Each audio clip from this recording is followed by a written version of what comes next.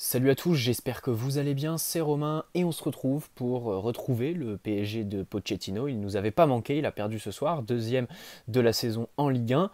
Tu prends ta valise en première mi-temps 3-0, en seconde tu essayes tant bien que mal et au final tu t'embourbes, tu t'enlises et tu perds les 3 points à la Beaujoire. Tu te fais humilier complètement.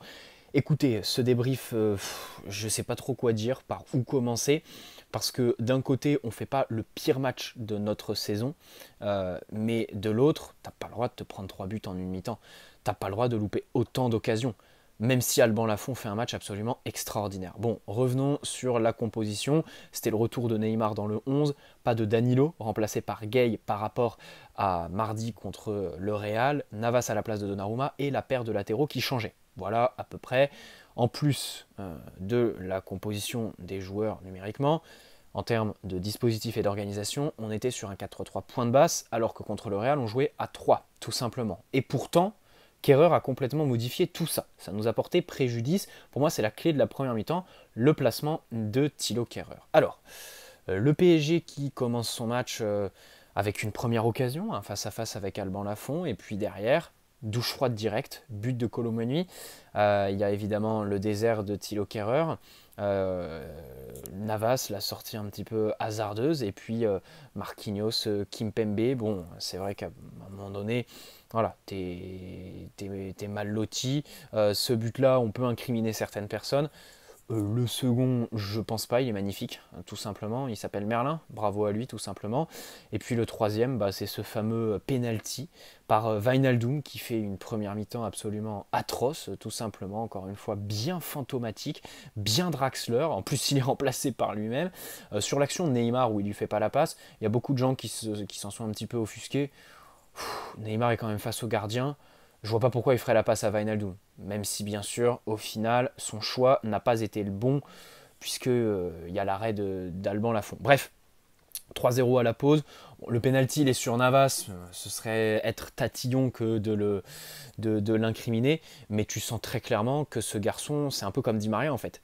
C'est des mecs qui ne supportent pas la concurrence, qui ont vraiment besoin d'une confiance absolue pour performer. Et qui sont, dans ce cas échéant, extraordinaires. Mais dans le cadre d'une concurrence, c'est très compliqué. Et encore une fois, je crois que ce soir, on a encore bien compris, bien vu surtout, que la place est à Donnarumma, quoi. Dans la balance, là, c'est très clairement pour Donnarumma que ça penche. En plus, 2 ou 3 fois, Navas nous a envoyé ces vieux parpaings qui partent en touche directement. Ça, c'est plus que chiant, franchement. Les relances qu'il envoie en touche, tu sais pas pourquoi, en fait, t'as l'impression qu'il en a rien à foutre, qu'il te balance ça n'importe comment. Il y a rien du tout. Bon, il fait quand même 2 arrêts qui sont assez décisifs, notons-les bien sûr. Pour ce qui est de la paire des latéraux, bah là je crois qu'on a bien compris qu'à gauche, Nuno Mendes fracasse complètement Juan Bernat, qui encore une fois ce soir est dépassé tout simplement, n'arrive pas trop à suivre ses partenaires et encore moins les adversaires. C'est vrai que depuis son retour de blessure, c'est compliqué pour lui de retrouver un vrai rythme et du coffre. Et c'est pas un hasard s'il n'a pas été inscrit sur la liste de la Ligue des Champions pour la seconde partie de saison. Encore une fois, c'est pas un choix qui a été fait pour le plaisir de Mauricio Pochettino. La défense axiale, écoutez, je ne sais pas trop quoi en penser. La gestion de la profondeur, c'est vrai qu'on a retrouvé les problèmes de la saison dernière, à savoir évidemment toujours un petit peu trop haut. Parfois on suit l'attaquant qui décroche et au final bah, l'alignement n'est plus respecté. Les mecs, t'as l'impression que c'est des gogoles quoi. Quand il y en a un qui sort, les autres sont incapables de compenser. Les milieux, pareil, personne n'occupe la bonne zone.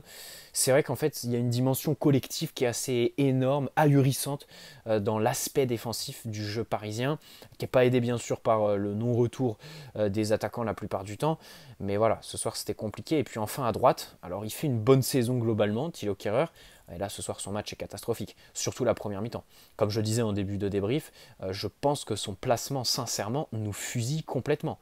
Tout le temps très très haut, alors on veut bien comprendre qu'il soit en pleine confiance, enfin devant tu as la MNM, tu prends une douche froide à la 4e minute, c'est pas pour continuer jusqu'à la 45e plus 4. Voilà, là Thilo Kehrer, c'est vrai que ce soir, bon, j'ai pas trop compris, en plus il perd tous ses duels, je crois qu'en première mi-temps, on perd une soixantaine de ballons si je dis pas de bêtises, et on réussit même pas 40% de nos dribbles, 38% de réussite, pour bien vous montrer, hein, parce que au moment du deuxième but, quand ils te mettent le 2-0, entre-temps, tu as eu des occasions et tu te dis putain, c'est pas mérité quoi.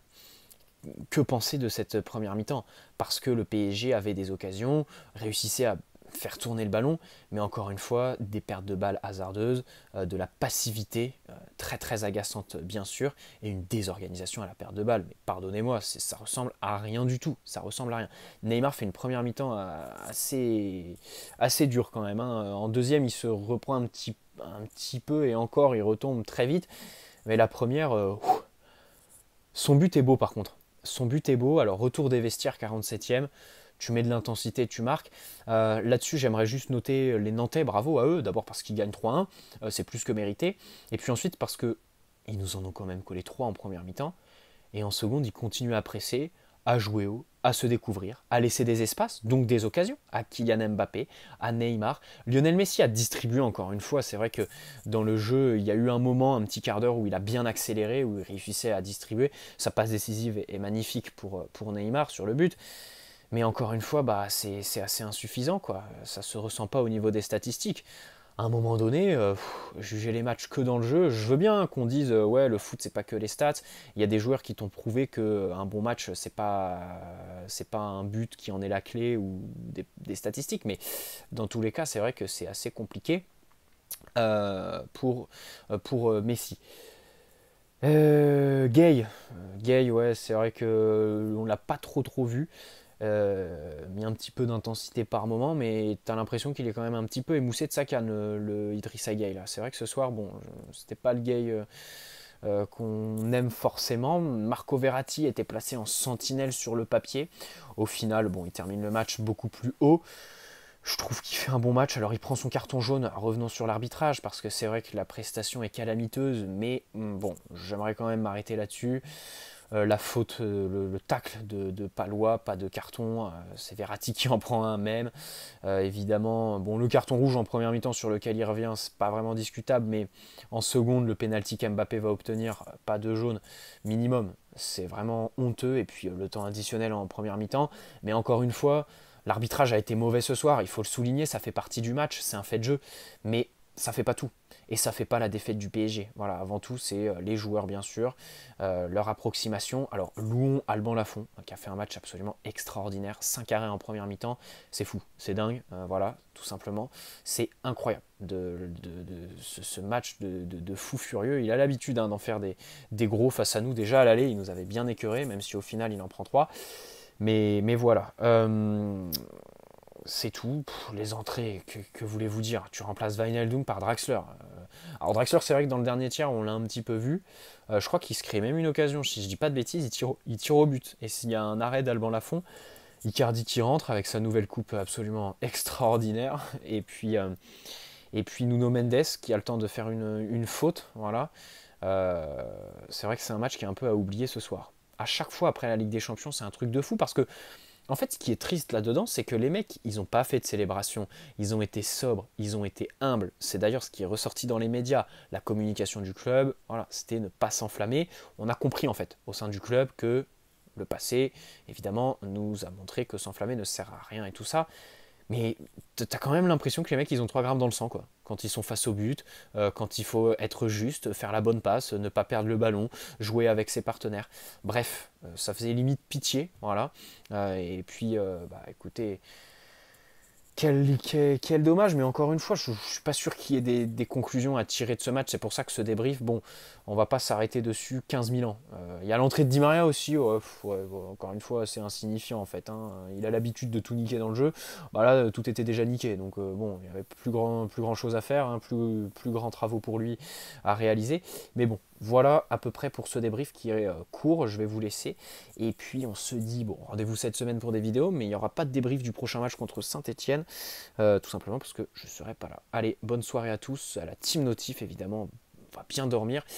Et puis on se dit à très très vite. Je pense qu'on va se faire une petite vidéo mercato très prochainement parce qu'il y a eu une information sur Amine Gouiri. Voilà.